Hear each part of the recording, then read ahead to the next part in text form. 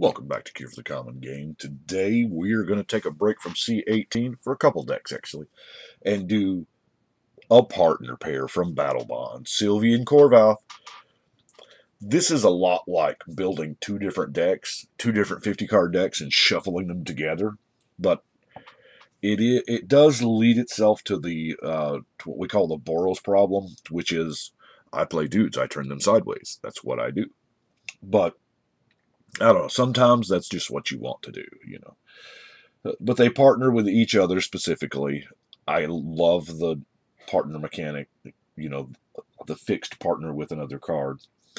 And she has double strike and gives your dragons double strike. And he has flying and haste and gives your knights flying and haste. So they both help each other out. So we've got, knights and dragons. Who'd have thunk that had ever been working together? So that's kind of how I've got them. Let's look through, I guess, let's do knights first. This takes up a lot of room, so we're just gonna put them over to the side here. Partners, I'm actually working on like a stage type thing to help out with, it'll help out dramatically with partners. I've been building it. I'm somewhat of a hobby carpenter, but of course we have Knight of the... Whoa, that's pretty far away, Brian.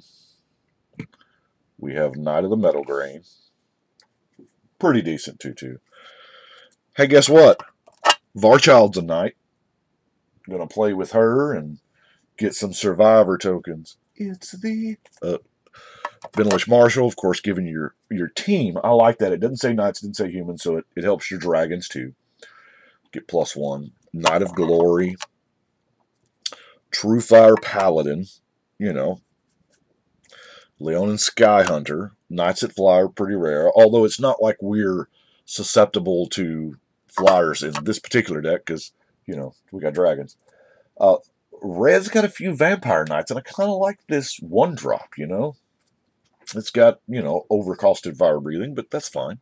Skylight Legionnaire, Paladin and Vec, with pro black and pro red, so that's kind of sweet. Zalfirian Commander helps out knights. Valiant Knight, of course. Quende, first strike have double strike. Daring Skyjack. The Bloodsworn Steward, I really like this because it says commander creatures, and we've got 2 commanders. And, that's pretty sweet. So they're both going to be bigger and hastier and stuff. We also have the Crimson Honor Guard. Beginning of each player's end step, hey, almost they control a commander. So we have twice as many commanders as people have. The Vindicator. Now, the level up cards, I have a hard time embracing level up cards, but this one was just, it fit the deck too much to ignore, because there's nothing worse than spending 4 mana on this card. You're spending 3 mana per level counter, so you're spending 4, and to get it to the ultimate, if you will, you're spending another 15 mana, so you have a 19 mana investment in this card that's just going to get duplicated. But it was too good to not to play with. I say too good. It fit the deck too much. Of course, Light Wielder Paladin, which, yes, this one is foil. I don't know that I've ever seen a non-foil. This has got to be the most common rare foil I've ever... I've got like 6 of these. And the foils put it up to, what, a quarter? I don't know. And History of Benalia. I'm counting this as a knight. Now, if I was smart, I would have put in Power Conduit. Because Power Conduit is amazing with the sagas. That's it for knights. Let's look at dragons. Now, we're going to start with the coolest dragon ever, the very first one. And by the way, we're going to show my age here. This is Shivan Dragon, okay? It's had several arts through the years. No. This is Shivan Dragon. The Melissa Benson art. And I'm going to even go so far as to say the white border. I think the white border here, we've all seen the alphas and the betas, but I think the white border really sets off that art, and it's just an iconic. This Shivan Dragon, this is Magic the Gathering. Anyway, the Tyrant of Valakut, Dragon Hatchling. You're trying to, trying to get some lower to the ground drag. Of course, we are playing the nesting dragon with the super landfall ability. Dragon Mage, because, we're going to do it at the time that's most opportune for us, and we're not going to have a hand, and it's going to be awesome. Sunscorched Regent, Skyship Stalker, Glorybringer, Varix Bladewing, got to have the Steel Hellkite, and I don't know that I've tried another assist card. I just don't. I don't know. Maybe here, because timing is always so weird. I have huge timing questions about the assist cards. I mean, you announce the spell and then you pay for and then you choose target. So what are we supposed to do here? Are we supposed to say, "Hey, I want to cast this dragon. Does anybody want to help me?" And if you help me pay for some of this mana, what do you want to die? I mean, we can do 4 damage to somebody else's creature. You pay the mana, I'll kill that thing that's hurting you. I don't. But then, I don't know. We're gonna try it. It's 9 mana for a 5/4. It screams value, right? Now, we got knights, we got dragons. What about creatures that are both? The shapeshifters, changelings.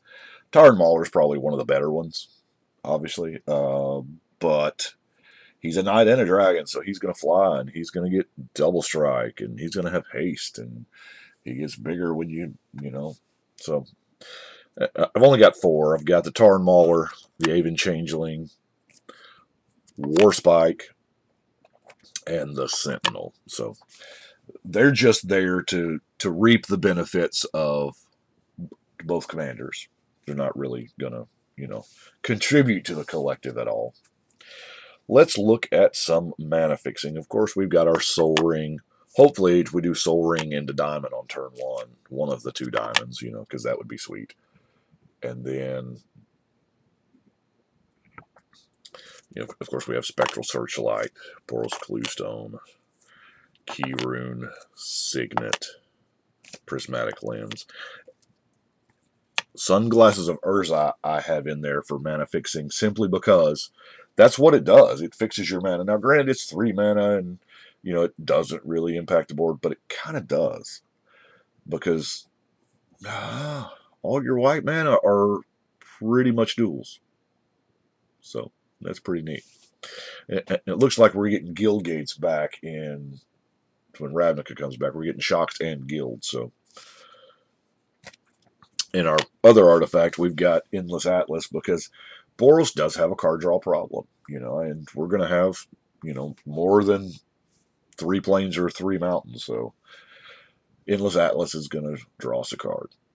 Now, I've got some help the team stuff, with the Dictate of Heliod and the Glory of Warfare, but Marshall's Anthem is what I really like, because, the Boros problem is you have to overcommit to the board in order to get somewhere. Maybe not overcommit, but you have to commit a certain amount to the board. And the Marshal's Anthem is, albeit expensive, because it's 4 and then 2 per creature to get back. So let's look at some, I'm going to call this Boros shenaniganery, maybe. Khorvath's Fury, really kind of like that. Order and Chaos, just, you can exile a dude or creatures can't block. Both of those are, somewhat useful. We have Legion's Initiative, which is, it's helping out toward the Boros problem. Yeah, it pumps your dudes, but it also saves your team from a wrath. So, pretty neat. Master Warcraft. I love the Master Warcraft because you are playing this probably on an opponent's turn, and in a multiplayer environment, this is sweet. Because you control pretty much that whole combat. You control which creatures attack and which creatures block and how they block. So this is a potential blowout to two opponents. You know, I'm going to attack with the stuff you don't want me to attack with, and I'm going to block in the worst possible way here, so as many creatures die as possible. So I thought that was really neat. Let's look at some removal. Of course, we got our targeted removal and crib swap and sword to plowshare. Red elemental blast, because, say it with me, we don't like. Oh dang, I went blank. I can't think of that card. Bounce, overload. Y'all know what I'm saying. You're probably screaming at the screen right now. Oh dang, I went dumb. I can't think of it. This card's in there to counter it, because it's a blue spell, and it costs 2, and it bounces a permanent. And you overload it for a gajillion, which doesn't matter, because it bounces everything that ain't yours, and when you overload it, you just win. You don't win that turn. The card doesn't say you win, but everybody knows you won. 5 turns later, when you win, everybody's like, man, that dragon killed me. No, that dragon didn't. That Cyclonic Rift. Cyclonic Rift killed me. Cyclonic Rift's kind of like Mind Twist. You know, everybody was like, well, Mind Twist and Fireball's the same card because they both kill you. Everybody's like, no, Mind Twist don't kill you. It's like, yes, Mind Twist kills you. You just don't know it until 4 turns later, you know, when you realize, well, that Hypnotic Spectre didn't kill me. It was the Mind Twist that made me discard my whole damn hand. That's what killed me. Anyway, Cyclonic Rift. I knew if I kept talking, I'd remember it. See, this is what happened when you get old, people. Or actually, it may not be old. It may be the fact that the more cards that they print, the more information gets, put into the old brain, the hard drive there, and sometimes the information gets stored on the hard drive, and I have a little trouble bringing it up on the screen. Anyway, Shattering Blow, I like. It's a shatter for either color, so to whatever mana you got. Yes, Shattering Spree is way better. Vandal Blast, of course, is, amazing. But, of course, we got Day of Judgment and End Hostilities. Leave No Trace. I like me some Leave No Trace. Radiance is my thing here. And Consulate Crackdown. Now I got one card left, and it looks remarkably out of place. Tividar's Crusade. Yeah. And you're thinking, why is Tividar's Crusade in here? Goblins, it's not like goblins are taking over the format, No. This is a flavor card. The reason why I've got Tividar's Crusade in here is because, what are we playing? We're playing Knights and Dragons. This is 2 creature types that kill goblins. Knights just kill them because they're knights, and, goblins are typically considered evil, and we are knights, and we kill goblins. That's what we do. Then we got dragons. They just eat them, because they're crunchy and good with ketchup. But saw Tividar's Crusade and in the Dark Binder when I was flipping through it, and I was like, you know what? I think I may have only cast this card one time in my life, and I know that was over 2 decades ago. I love it. There's nothing that just says, and you want to talk about conditional. This card, of course, today, I feel like if they printed this card today, it would have like cycling or something or some alternate use. But no. Not back then. It was like, this is what we're doing. We're spending 3 mana to Goblin Wrath.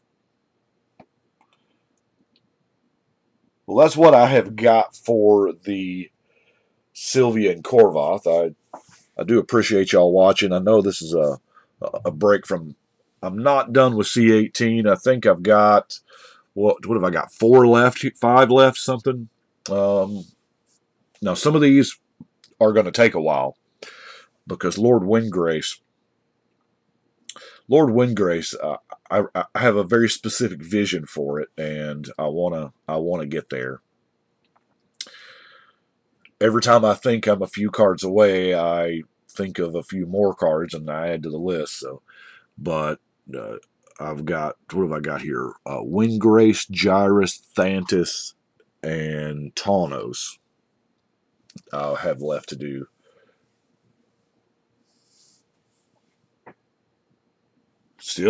I've still got some from last year's Commander set that I haven't done yet.